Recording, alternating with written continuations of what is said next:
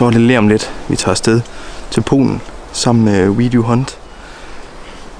Vi skal ned og se, om vi kan skyde et par gode bukke, forhåbentlig et par medaljebukke, hvis vi er heldige. Så det bliver skidespændende. Vi tager afsted lige her klokken 3 i nat. Ses dernede.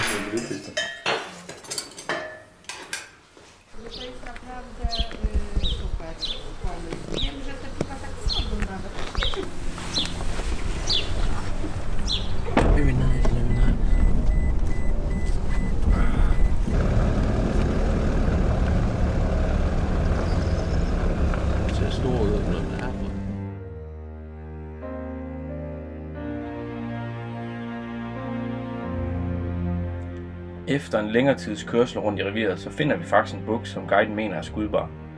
Det er Anders' tur til at skyde, så han skal lige lidt tættere på for at vurdere, om det er noget for ham. Men vi bliver ret hurtigt enige om, at det er en rigtig fin buk. Vi ender med at køre bilen lidt derfra, og vi tager en Pyrsch hen mod bukken.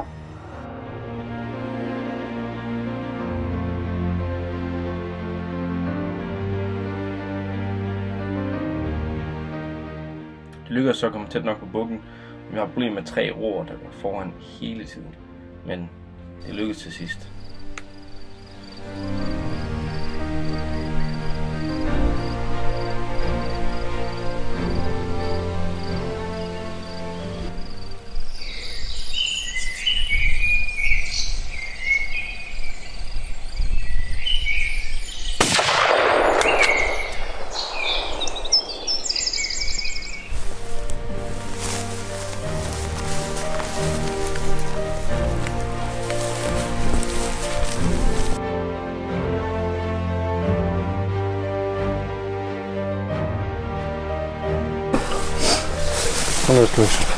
Thank you.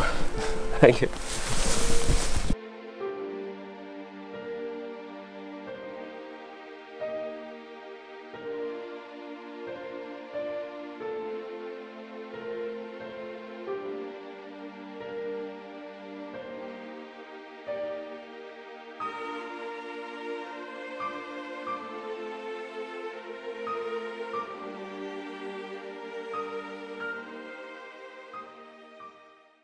På aftenpyrs ser vi den her rigtig høje og flotte buk, som jeg rigtig hurtigt blev enig med mig selv om, den ville jeg rigtig gerne skyde. Desværre så havde jeg ikke helt forberedt mig på, hvad der ville ske efter at skyde, men det kan I se her. 210 meter.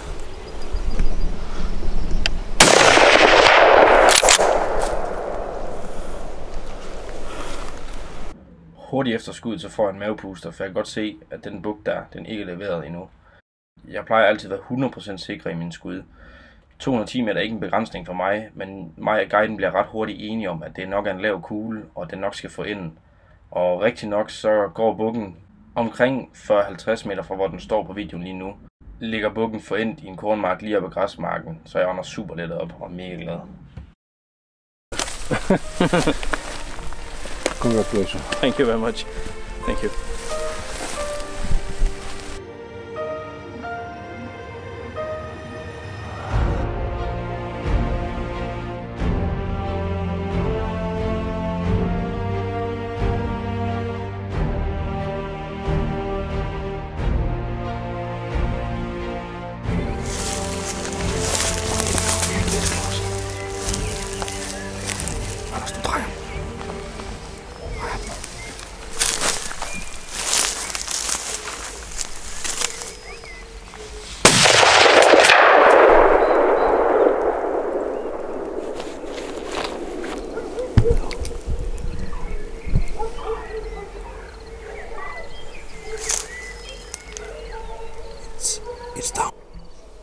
Faktisk skulle den kugle ikke sidde meget bedre. Den sidder fuldstændig på bladet, der har taget hjertet. Anders og guiden kan ikke rigtig finde bukken, men derfor bliver jeg stående, fordi jeg har en helt klar idé om, hvor den faldt. Så har Anders lige skudt hans anden buk på turen, og det så ud til at være en rigtig god buk. Det var langt ude, 230 meter, men kliktårn, det virker sgu. Jeg har også lige skudt en buk her for lidt siden. Det var et lavt skud, men vi fik den, så det var super. Og Anders lige skudt den her buk. Så fandme står ud. Nu vil han se det. Så det er fandme spændende. Det er sgu fedt hernede i Polen. Lykke med bukken, Anders. Tak for det. Det er fandme flot. Tak for det. Tak for det. Det er en god buk. fanden skulle den blaf? Var det nødvendigt? Han er så ligeglad med alderen.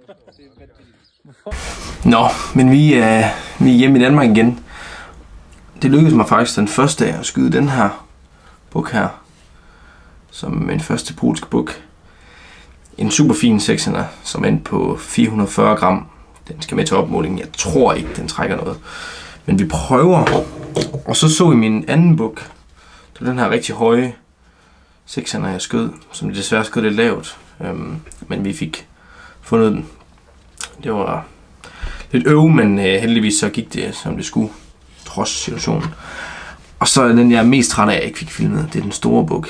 Den sidste morgen, der skød jeg en buk, som vi faktisk har set et par aftener forinden, som vi har været afsted efter flere gange. Vi blev enige om en rigtig pæn buk, og nok også, måske, altså, mit livs buk. Det er ikke sikkert, det er det, men det er i hvert fald en drømmebuk, for den er mega flot.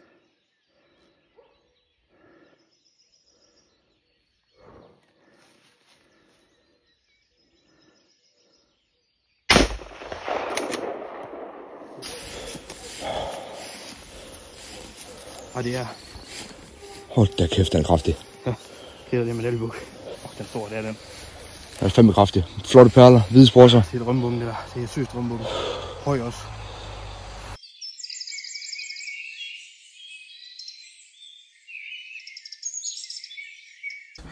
Og det er den her 6'erne her. Super symmetrisk, flot, lange bagsprosser, kraftig 6'erne, som er endt på 520 gram, som helt klart skal måles op, som nok ligger på en fin sølvmedalje. Men den skal faktisk måles op lige om et par dage, hvor vi skal mødes, os der var i Polen, og så måler vi dem op. Så ser vi. Men lige meget hvad, så er det i hvert fald en rigtig flot buk. Og jeg har overvejet, at den skulle skuldermonteres, men jeg besluttede mig for, at den skulle den ikke. Den kom på en palistat i stedet for, så det er super. Men jeg vil gerne sige tak til Anders fra Video Hunt for en mega fed tur. Det var bare pisse fedt. Og så har vi jo måske booket næste år. Eller det har vi faktisk. Så vi glæder os rigtig meget til næste år, så det bliver super spændende. Ellers så vil jeg bare lige slutte af. Her kan man se størrelsesforskellen på sådan to her. Hvis man vil det. Nogle fine bukke, fedt revir og nogle skide sjove guider. Så tak for nu.